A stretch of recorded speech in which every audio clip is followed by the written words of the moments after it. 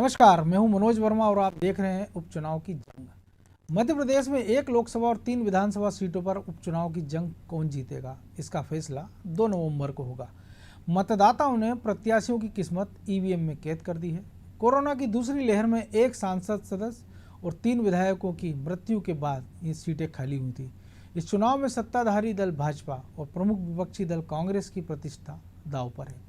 1 लोकसभा समेत 3 विधानसभा सीटों पर हुए मतदान में सबसे ज़्यादा मतदान पृथ्वीपुर विधानसभा सीट पर हुआ है। यहाँ लगभग 80% के आसपास मतदान की खबर है और दूसरे नंबर पर है रेगांव सीट, जहाँ 70% के आसपास मतदान की सूचना मिल रही है। तीसरे नंबर पर खंडवा लोकसभा सीट है, जहाँ 60% से ज़्यादा मतदान हुआ है। तो सबसे कम 50% मतदान जोबट विधानसभा सीटों पर है। और इस मतदान प्रतिशत के मायने क्या है, किसके पक्ष में जनता ने अपना फैसला ईवीएम में कैद किया है, इन तमाम पहलुओं पर हम चर्चा करेंगे। और चर्चा करने के लिए हमारे साथ मौजूद हैं चौधरी राकेश सिंह, पूर्व मंत्री हैं, कांग्रेस के वरिष्ठ नेता हैं। शंकर लाल तिवारी बीजेपी के प्रदेश उपाध्यक्ष हैं और इसके साथ ही हमारे सहयोगी ब्रजेश चौक से। तीनों का बहुत बहुत स्वागत है। और सबसे पहले राकेश जी, आप ही के पास कि आमतौर पर माना जाता है कि जब बढ़ा हुआ मतदान होता है वो सत्ताधारी दल के खिलाफ माना जाता है। इस मतदान को आप कैसे देख रहे हैं, खासतौर से पृथ्वीपुर रेगांव की बात करें? मनोज जी, ये दोनों चीजें बड़ी स्पष्ट हैं। अधिक जी। मतदान जैसे सिंपैथी वाली पृथ्वीपुर सीट पे जो अधिक मतदान है, मेरा ये आकलन है कि ये मतदान कांग्रेस के पक्ष में है। सिंपैथी का वोट है, ब्रजेश सिंह राठौर जी के बेटे को जो टिकट मिली है कांग्रेस की, उसका। और रेगांव वाले में थोड़ा सा उल्टा है, 66% वहां मतदान हुआ है जी। लेकिन रेगांव सीट भी मैं समझता हूँ बड़ी कांटे की टक्कर में है और अंततः कांग्रेस जीतेगी। और जोबट वाली सीट पे मैं कह सकता हूँ मतदान जरूर कम हुआ है, एसटी की सीट है वो, जी। लेकिन वहां की जो स्थिति है वो मनोज जी कांग्रेस के फेवर में जाएगी, मेरा ये मानना है। जी। ये तीनों जगह की परिस्थिति पृथ्वीपुर की तो एज ए क्लियर मेरी नजर में है कि अधिक मतदान कांग्रेस के पक्ष में है। रेगांव के अधिक मतदान के बारे में मैं एकदम स्पष्ट नहीं कह सकता हूँ, लेकिन दोनों की फाइट में माना जाएगा, दोनों लोगों ने बहुत जोर लगाया है। लेकिन और आप जोबट स्पष्टता से कांग्रेस के मान रहे हैं पक्ष कम में से कम कि ये तो एक बड़ी बात है कि कांटे की टक्कर है। नहीं, कोई गलत बात कहने से बेहतर जी है बिल्कुल। कि स्पष्ट बात व्यक्त करना चाहिए, क्योंकि अब तो सारे वोट पेटी में चले गए हैं, मशीन में बंद हो गए हैं और 2 तारीख को नतीजे आएंगे। तो स्पष्ट तो हम पृथ्वीपुर को मान रहे हैं क्लियर, और दूसरे नंबर पे हम जोबट को मान रहे हैं क्लियर। जी। तीसरे नंबर पर रेगांव हमारी कंटेस्टेंस है अच्छी, वहां प्रतिस्पर्धा है और जो भी नतीजा है। और खंडवा? खंडवा में बहुत मैं रहा हूं बागली विधानसभा क्षेत्र में, जी जहां बिल्कुल। कांग्रेस 40,000 वोटों से पीछे रही थी पहले। इस बार वहां पे बागली क्षेत्र में कार्यकर्ताओं ने, कांग्रेस के नेताओं ने बहुत अच्छी मेहनत की है। यानी जी। बीजेपी के माननीय मुख्यमंत्री जी को 3-4 बार बागली विधानसभा में जाना पड़ा है, लेकिन वहां की भी जो जीत है वो लगभग 5-7 हजार वोट से बीजेपी अगर लीड करे तो करे विधानसभा, वरना 30,000 वोट का हमने वहां पे रिकवर किया है इस चुनाव लोकसभा इस बागली नाते एक विधानसभा में बड़ी जहां मैं उपलब्धि था। इसको भी आप कह सकते हैं। शंकर लाल जी, क्या जी कहा हाँ। जाए? राकेश जी को आपने सुना है और बड़े स्पष्टता से उन्होंने चारों सीटों पर अपना पूर्वानुमान बताया है। और ज़्यादा मतदान को लेकर आपकी पार्टी के नेता और शायद आप भी यही कहेंगे कि पार्टी की रीति नीति से प्रभावित होकर वोटरों ने बड़ी संख्या में बीजेपी को वोट किया है। लेकिन ये भी हो सकता है कि ये गुस्सा भी प्रदर्शित कर दे वोटर अपना, क्योंकि महंगाई की जो स्थिति, पेट्रोल डीजल गैस की बात करें, दाल की, रसोई गैस की।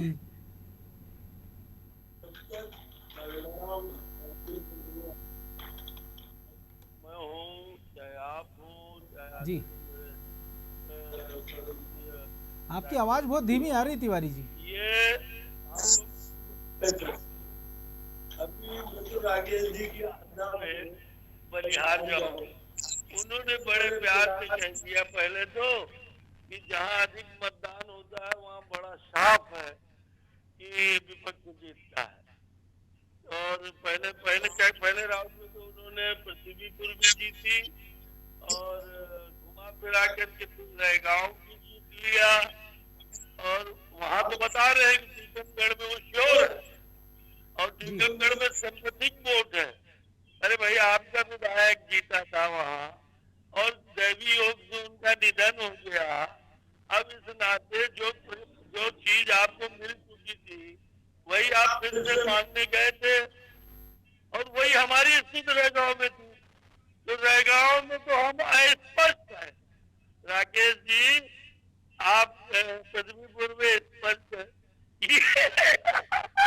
तो लेकिन तिवारी जी, आप आपकी अगर आपकी इसी बात को आगे बढ़ाएं तो फिर तो ये कर लेना था कि जो उन्होंने कांग्रेस ने जीती थी वहां आप उम्मीदवार खड़े नहीं करते, और जो 2 बीजेपी ने जीती थी वहां कांग्रेस उम्मीदवार खड़े नहीं करती, हिसाब बराबर। अब देखिए मजबूरी है, चाहे मैं बैठा हूँ चाहे राकेश जी बैठे हूँ, परिणाम आने के बाद ही साफ होगा कि सच क्या है। पर परिणाम आने के पहले तक हम दोनों लोग जो यहाँ बैठे हैं, ये कहीं न कहीं पार्टी के कार्यकर्ताओं ने दोनों की मेहनत जब करी है, दोनों पार्टियां लाभ के मैदान में थी, तो हम संभावनाओं पर ही विचार करेंगे, और संभावनाओं पर बात कर रहे हैं पक्ष में विचार करते समय हमारा विवेक नहीं होगा, विवेक के ऊपर हमारा दल होगा, हमारा निशान होगा जी। आपने खंडवा की बात करी तो भैया बागली बताने लगे, अरे बागली में आपने उसकी थोड़ी बहुत कमाल आपने किया होगा, इसमें कहीं कोई दो मत नहीं, पर दिल्ली में वोट मांगने का, वो भी कांग्रेस के लिए वोट मांगने का बड़ा कठिन अवसर है ये। आज पार्लियामेंट का जब चुनाव होता है, मैं एक राकेश जी को घटना बताऊं, एक मेरे मित्र है जज साहब यूपी के जी, यूपी के मेरे एक मित्र है जज साहब, तो वो जो है तो सतना में थे, अपनी छुट्टी में घर गए कोई जमी में, तो उनने जब बीएसपी के लोग आए गांवों में, सभी जाति के लोग मृत्यु के समय मृत्यु वोट में आते हैं, तो गांवों में जब बात आई तो जज साहब ने कुछ लोगों से पूछा कि यार तुम लोगों ने मायावती को क्यों छोड़ दिया, मायावती तो लोकसभा में है और बिल्कुल सीट नहीं निकाल पाई, ऐसा कैसे हो गया। वो वहां के बीएसपी के जो कैडर मतदाता थे उन्होंने जवाब दिया कि साहब जब राज्य का चुनाव होगा, यूपी का चुनाव होगा, तो हम मायावती जी के साथ रहेंगे, देखो उसको करेंगे, पर दिल्ली में मायावती को वोट देने से क्या फायदा था। अगर हम देते 2-4 सीट पा भी जाती तो उछल कूद करती और पार्लियामेंट चलने नहीं देती, और इसलिए ये मतदाता कह रहा था, मैं नहीं कह रहा हूँ, मेरे विचार तो शायद उस मतदाता ने दिल्ली में भी यही सोचा होगा कि लोकसभा में आपको सीटें दी, लेकिन विधानसभा में केजरीवाल पे उन्होंने भरोसा जताया। हाँ बिल्कुल ठीक है, आपका ये उदाहरण है। और खंडवा की जहां तक बात है, वहां तो मैं आपको बताऊं कि जब अरुण यादव जी ने, मैं राकेश जी के अनुमति से ही बोल रहा हूँ, जब अरुण यादव जी ने मना कर दिया चुनाव लड़ने से, उस समय ईमानदारी की बात है, अगर अपन चिंतन करें, मंथन करें, तो वो सीट आपके हाथ से निकल गई। और अगर अरुण यादव को टिकट मिलती तो शायद आपके लिए परेशानी हो सकती थी। ऐसा कैंडिडेट डिनाई करेंगे, और उसके बाद राजनारायण सिंह जी हमारे साथ, राकेश जी के साथ विधायक रहे, अच्छे नेता, और अभी उनके बेटे लड़े थे विधानसभा में हार गए, और मुझे लगता है धन्यवाद को कांग्रेस सोचना नहीं चाहिए। अब अगर राकेश जी कह रहे हैं कि मैं बागली में था, पिछली बार कांग्रेस 40,000 से हारी थी, इस बार वो कह रहे 2-4-5,000 कम से हारेंगे, तो कुछ नहीं कहना। मुजफ्फरपुर के बारे में उनका जो आंदोलन लेकिन वो कम से कम ईमानदारी से मान तो रहे। ब्रजेश जी, आपने दोनों को सुना और जो स्थितियां बन रही हैं, और अगर तिवारी जी की बात मान लें कि खंडवा, जो उन्होंने उदाहरण दिया था मायावती का, कि मोदी के नाम पे लोग खुश हैं तो खंडवा जिता देंगे, लेकिन बाकी 3 को लेकर स्पष्टता नहीं है, यानी प्रदेश नेतृत्व पर सवाल। आऊंगा तिवारी जी आपका। जी ब्रजेश। देखिए मनोज, खंडवा की जो बात कर रहे थे, राकेश जी ने भी एक तरह से स्पष्ट नहीं किया, और आपने भी कहा कि यदि अरुण यादव होते तो मुकाबला होता, ऐसा माना जा रहा है। लेकिन खंडवा का एक गड्ढा बहुत बड़ा था, 3.25 लाख से अधिक मतों से जीते थे नंदू भैया। यदि वो गड्ढा कैसे पटा लेगी, क्या एक तो नंदू भैया नहीं है, इस आधार पर कांग्रेस ये सोच रही है कि वो गड्ढा भर देंगे, या उनको ये लग रहा है कि कोरोना एक वजह है, महंगाई एक वजह है। तो हमने देखा है कि खंडवा में मेहनत करती भी दिखी है कांग्रेस, लेकिन जो अंतर्कलह थी उसको कितना साथ पाई है और उसका भाजपा कितना फायदा उठा पाई है, ये देखने की बात होगी। भाजपा में जो नाराज थे दो लोग, अर्चना चिटनीस और हर्ष चौहान, उनको कितना काम पे लगा पाई है। तो निश्चित तौर पर गड्ढा बड़ा है। यदि वहाँ कांग्रेस में काम लगाया है, हाँ, किसने कितना काम लगाया है और अरुण यादव की फसल कौन काटेगा? कांग्रेस काट पा रही है, जो उनने बोई थी उनके ही पाले में रह रही है, या जो काट के भाजपा ले जाएगी, ये अलग बात है। लेकिन खंडवा ऐसी जगह थी मनोज जी कि जहाँ मुकाबला बराबर का हो सकता था, क्योंकि 7 बार वहाँ बीजेपी रही है, 7 बार कांग्रेस लेकिन रही है। कई बार जो बटियादार होता है उसको ये भ्रम हो जाता है कि खेत उसी का है। निश्चित तौर पे मनोज जी, बटियादार को भी भ्रम हो जाता है कि खेत उसी का है। तो लेकिन यहाँ पे भ्रम किसने पाला? भ्रम पालने वाली बात नहीं है, यहाँ मेहनत किसने की? यदि हम मुकाबले की बात करें, यदि राकेश जी की बात करें हम, तो राकेश जी ने कहा पृथ्वीपुर और रैगांव की बात कर रहे हैं, और जोबट की बात कर रहे हैं। निश्चित तौर पर तो पृथ्वीपुर और जोबट किसका था? कांग्रेस का था।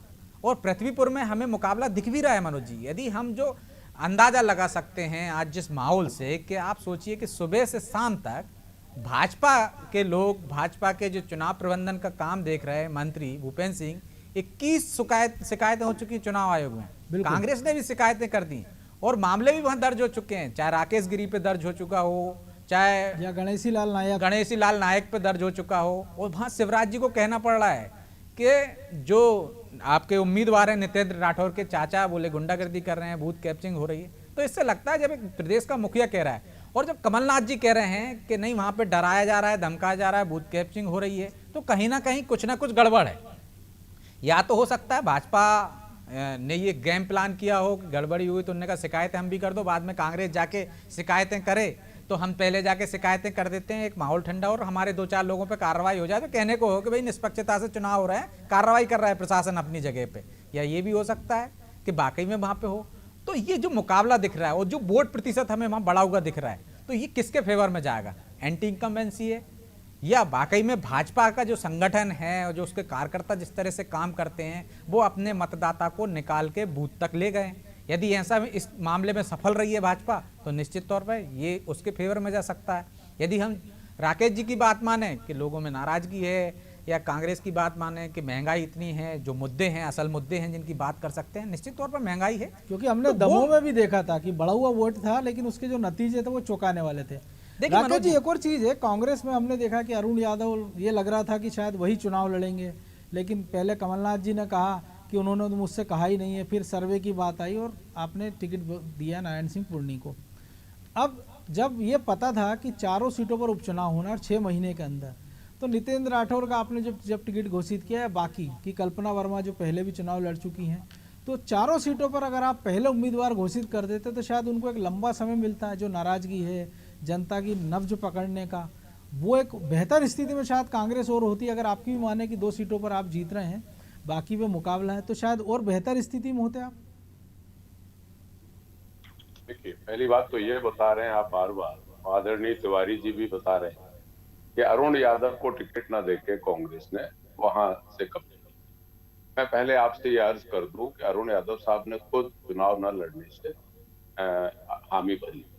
दूसरा, पूरे चुनाव प्रबंधन में मैं देखता रहा हूं कि अरुण यादव जी और उनके भाई पूरे तन्मयता और लगन के साथ, और उनके लोग पूरे लगन के साथ इस चुनाव में लगे।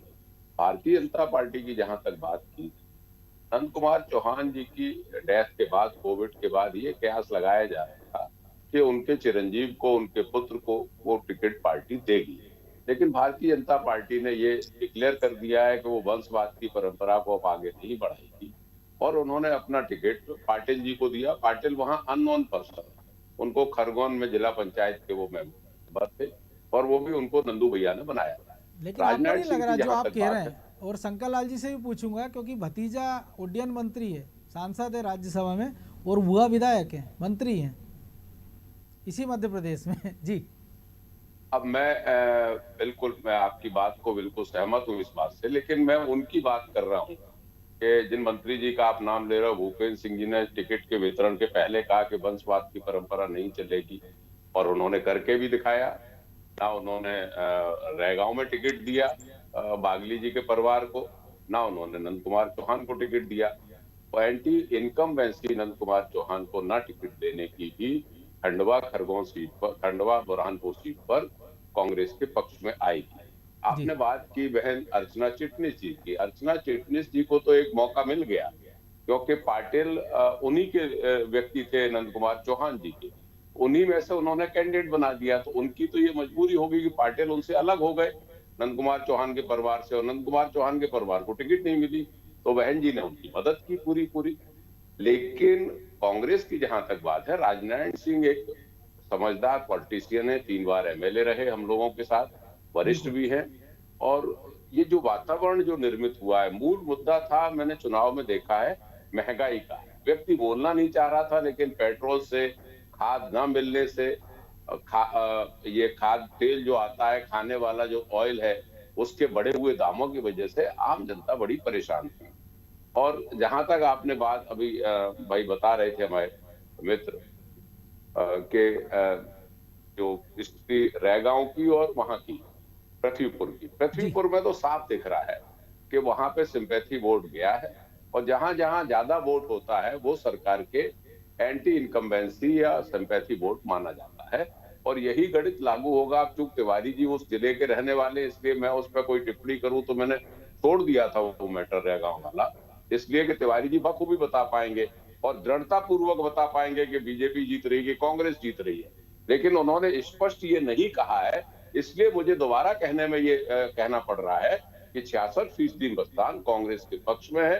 तिवारी जी हाफ हार्टेड है, इसका मतलब हम कांग्रेस की वहां से भी सीट निकाल लें।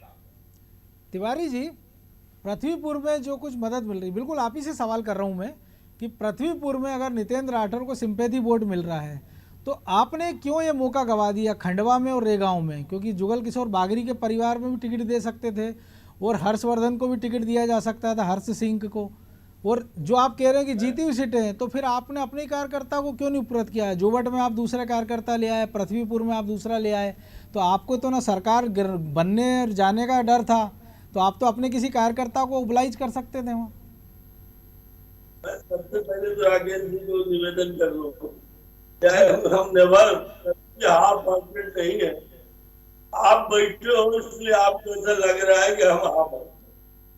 आपने रैगांव के बारे में जो कहा, मैं आपके चारों चुनाव के बारे में कह रहा हूं, और जैसा राकेश जी ने कहा कि अब गिनती होनी है, और इसलिए बहुत हम लोग किसी बात को जिद करके और दृढ़ता से नहीं कह पाएंगे, पर ये चारों चुनाव, राकेश जी ध्यान देंगे मेरी बात का, पार्टी की अंतर कला जी अरुण के मामले में उन्होंने कहा कि उन्होंने काम किया है और पूरा परिवार लगा रहा, ठीक है, उनको डिफेंड करना चाहिए, पर अंतर कला खंडवा में अगर चिटनिस जी ने, जैसा राकेश जी कह रहे हैं, उन्होंने काम किया, मुझे भी मालूम है कि वहां सबने काम किया, और वहां हो और चाहे तीनों विधानसभा में हो, अंतर कला, नेतृत्व की कमी और नीतियों की अस्पष्टता, और कांग्रेस का ग्रामीण अंचल में एक पंचायत और पोलिंग स्तर पर नेटवर्क की कमी,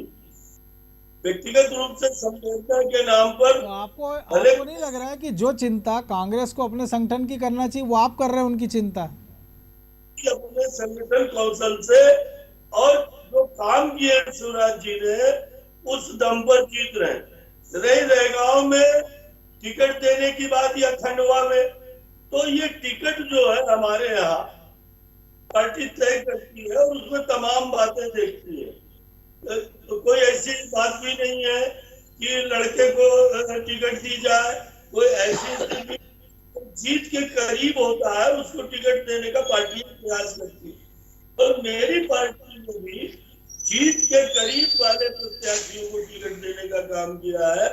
उसमें न वंश की बात थी न कोई ऐसी बात थी, और हम तीनों विधानसभा में बड़े मतदान हो चाहे घटे मतदान हो, भारतीय जनता पार्टी जीत रही है, क्योंकि कांग्रेस निराश, हताश, नेतृत्वहीन और अंतर कला की शिकार रही है पूरे चुनाव। राकेश जी से जवाब ले लेते हैं। राकेश जी क्या कहेंगे? और दूसरी बात, लेकिन जो हम अगर बात करें कि 39 सभाएं ली थी मुख्यमंत्री ने और 21 प्रदेश अध्यक्ष ने बीजेपी के, उसके मुकाबले आपकी सभा कम थी, देखिए तिवारी जी एक तो उम्र में बहुत बड़े हैं मुझसे, भले ही मेरे मित्रवत हैं विधानसभा के साथी। एक तो इन्होंने सबक नहीं लिया दमोह वाले चुनाव से। इस बात को हरीश भाई समझेंगे कि दमोह चुनाव से इन्होंने सबक नहीं लिया। वहां जी भी मुख्यमंत्री जी ने बहुत सभाएं ली थी, वहां भी 20-25 मंत्री वहां लगे हुए थे, और प्रदेश अध्यक्ष महोदय ने तो वहां डेरा ही डाला हुआ था, क्योंकि उन्हीं के बुंदेलखंड से लगी हुई उनकी पार्लियामेंट्री कॉन्स्टिट्यूंसी थी, बिल्कुल और बुरी खजुराहो से तरीके से जी। परास्त हुए। हाँ, पूरी तरीके से परास्त हुए। और इसी तरीके से मध्य प्रदेश में हालत ये है, महंगाई की वजह से वो मुख्यमंत्री जी का चेहरा देख देख के लोग अब उकता चुके हैं। अब आदमी भाषण नहीं सुनना चाहता है मुख्यमंत्री जी का, और शिवराज सिंह जी का जैसे ही भाषण की बात आती है आदमी किनारा कर लेता है। अब कहीं टीवी पे कहीं रेडियो पे कोई सुनते हुए नहीं दिखता है कि शिवराज सिंह जी भाषण दे रहे हैं, तो उत्सुक होकर आदमी सुनेगा। आदमी को मालूम है कि वही घिसी पिटी पुरानी बातें करना है, देना लेना कुछ है तो ये नहीं। भी एक संकट है कर्मचारियों कि एक नेता बहुत दिख रहा है जनता में, और आरोप ये लगता है कि आपके नेता दिखते नहीं है, वो चुनावी पर्यटन पे आते हैं और उड़ जाते हैं। ये भी मध्य एक प्रदेश संकट में है कांग्रेस जी। पूरे नेता दिख रहे हैं। कमलनाथ जी लगातार मध्य प्रदेश में आ रहे हैं, रह रहे हैं, हमेशा रहते हैं। दिग्विजय सिंह जी रह रहे हैं, पचौरी जी रह रहे हैं, अजय सिंह जी रह रहे हैं, सभी, लेकिन और चुनाव में नहीं दिख कार्यक्रम रहे चल ना। रहे हैं। ये चुनाव में सब जगह दिखे। चुनाव में दिग्विजय सिंह जी खंडवा भी आए, वहां पृथ्वीपुर गए, और कमलनाथ जी ने तो सब जगह सभाएं ली चारों तरफ। अजय सिंह जी ने सभाएं ली, अरुण यादव ने सभाएं ली। और एक मुख्य बात यह है कि हमारा जो मंडलम और सेक्टर जो कार्यकर्ता रिचार्ज हुआ है, जी उसने बड़ी बढ़िया मेहनत की है। बीच में हमारी ये कमजोरी हो गई थी कि हमारे पास सेक्टर बूथ स्तर पे मंडलम स्तर पे कार्यकर्ता की कमी थी। लेकिन ये नया जो संगठन गढ़ा है मंडलम और सेक्टर का, इससे हमें पोलिंग बूथ तक लड़के मिले, और हमने देखा कि उन्होंने मुस्तैदी से कार्य किया। ब्रजेश जी, छोटी सी प्रतिक्रिया, क्या ऐसा लग रहा है कि वाकई रिचार्ज और अगर हुए तो कांग्रेस के नजरिए से तो अच्छी बात है? देखिए मनोज जी, मंडलम और सेक्टर की जो बात कर रहे हैं राकेश जी, इसका प्रयोग हमने 2018 में देखा है, और कांग्रेस ने इसका प्रयोग किया दीपक था। बावरिया जब लेकर आए थे, बावरिया जी ने लाए थे, ये प्रयोग किया, और उसकी बहुत हद तक पॉजिटिव रिजल्ट भी आए, कांग्रेस के फेवर में गए। यदि उनको बरकरार रख पाए हो तो निश्चित तौर पर ये फायदेमंद है। यदि हम कांग्रेस और भाजपा का मुकाबला देखें तो संगठन की क्षमता के मामले में भाजपा हमको 21 दिखती है और कांग्रेस बहुत कमजोर नजर आती है। तो यदि कांग्रेस उस दिशा में बढ़ रही है तो ये बहुत अच्छी बात है, यदि वो बढ़ रही है और वो वैसे चार्ज कर सकी अपने कार्यकर्ताओं को। जिस तरह से सभाओं की आपने बात की कि 11 सभाएं कमलनाथ जी ने ली और शिवराज जी ने ज़्यादा सभाएं ली हैं, तो नेता का एक काम होता है मैसेज देने का, वो सभाओं के जरिए मैसेज पहुंचा देता है, और अंतिम जो काम होता है मनोज जी वो कार्यकर्ता का होता है कि आप वो मैसेज घर घर तक पहुंचा दीजिए, और उस मैसेज के माध्यम से आप मतदाताओं को अपने फेवर में कीजिए, और उसको बूथ से बूथ तक ले जाइए। वो आपके फेवर में वोट डालेगा तो निश्चित तौर पर उसका फायदा होता है। और इस मामले में हम कांग्रेस को पिछड़ते हुए देखते हैं। राकेश जी कह रहे हैं कि हाँ इस दिशा में बढ़ रही है कांग्रेस, तो इससे अच्छी कोई बात ही नहीं हो सकती कि कांग्रेस उस दिशा में बढ़ रही है। रही बात कि किस तरफ जाएगा मतदाता, तो मतदाता वोट परसेंट की जो बात कर रहे थे मनोज जी, हमने देखा है कि पिछली बार भी पृथ्वीपुर में 74% हुआ था, बिल्कुल। रैगांव में भी आपका 75 के लगभग प्रतिशत हुआ था, और जोबट में 52% था। और अब यदि वहाँ बढ़ा है तो ये सरकार के फेवर में गया है, और यदि कम हुआ है, जिस तरह से हम खंडवा का देख रहे हैं 71% था वहाँ पे, लेकिन इस बार 60% ही रह गया। तो ये यदि कम हुआ है तो ये किसके फेवर में जाएगा? यदि राकेश जी कह रहे हैं कि बड़ा हुआ सरकार के खिलाफ जा रहा है, यदि मतदाता निकला नहीं है तो वो किस वजह से नाराज था? ऐसा तो नहीं है कि नाराज मतदाता घर में बैठ गया हो, आप उसको निकाल नहीं पाए हो। यदि आपने मंडलम सेक्टर की बात की, यदि आपका कार्यकर्ता उनको निकाल के ले गए तो निश्चित तौर पे आपके फेवर में जाएगा। यदि आप नहीं निकाल पाए हो, घर बैठा रहा, जैसे कि हम देखते हैं कि भाजपा का जो वोटर रहता है, यदि फ्लोटिंग वोटर को छोड़ दिया जाए तो वो नाराज होता है तो घर पे बैठ जाता है, वो कांग्रेस को वोट नहीं देता, नोटा को वोट दे देगा, तीसरा कोई होगा विकल्प होगा उसको वोट दे देगा, लेकिन वो कांग्रेस को नहीं देता। अब आप उस नाराजगी को कितना भुना पाए, ये सबसे महत्वपूर्ण है। यदि महंगाई से आप नाराज हैं, जिस दमोह की बात कर रहे हैं कि यदि दमोह से सबक नहीं लिया, निश्चित तौर पर दमोह में तत्कालिक रूप से जिस तरह से कोरोना की महामारी थी और लोग मर रहे थे, उस बीच में कराए तो सरकार के प्रति नाराजगी थी, और ये नाराजगी का चुनाव भी इसी कोरोना के कारण हो रहा है। बिल्कुल, ये सारे चुनाव कोरोना की वजह से जी। हुए मनोज जी। यदि पृथ्वीपुर की बात करें, हम खंडवा की बात करें तो नंदू भैया भी कोरोना की वजह से जोबट की बात और करें यार, गाँव। जोबट की बात करें तो कलावती भूरिया भी कोरोना की वजह से गए। तो ये कोरोना ने दिए। अब इस मुद्दे को कितना उछाल पाया, कितना लोगों को बता पाया कि हम चुनाव में हैं तो क्यों हैं? उसी कोरोना की वजह से हैं। उस मुद्दे को आप मतदाता तक कितना पहुंचा पाए, कितना छू पाए, कितना उसके दर्द को बढ़ा पाए, तो निश्चित तौर पर यदि इसमें कांग्रेस सफल होगी तो वो उसके फेवर में जाएगा। अन्यथा जो भाजपा मतलब इसके जो नतीजे आएंगे वो दोनों दलों के लिए सबक वाले होंगे। सबक क्या होगा और नतीजे में क्या निकलता है इसके लिए थोड़ा इंतजार करेंगे। लेकिन अब समय इजाजत नहीं दे रहा है, इसलिए आप तीनों मेहमानों का बहुत शुक्रिया। तिवारी जी आपका, राकेश जी आपका, ब्रजेश जी आपका। तो निश्चित तौर पर मतदाताओं ने अपना फैसला ईवीएम में बंद कर दिया है। 2 तारीख को पता लगेगा कि किसकी किस्मत खुली है, या जो दलों ने बड़े बड़े दावे किए थे जीत हार के, या वोटिंग परसेंट की हम बात कर रहे हैं कि सब लोग कह रहे हैं कि हमारे फेवर में या हमारे फेवर में, लेकिन मतदाता के मन में क्या है ये किसी को नहीं पता। और ये पता लगेगा 2 तारीख को, और उसी दिन हम आपको सुबह से लेकर रात तक पूरे नतीजे बताते रहेंगे। हमारी पूरी टीम विश्लेषण के लिए आपके साथ जुड़ेगी। तब तक के लिए आप देखते रहिए अनादि टीवी और मुझे दीजिए इजाज़त। नमस्कार।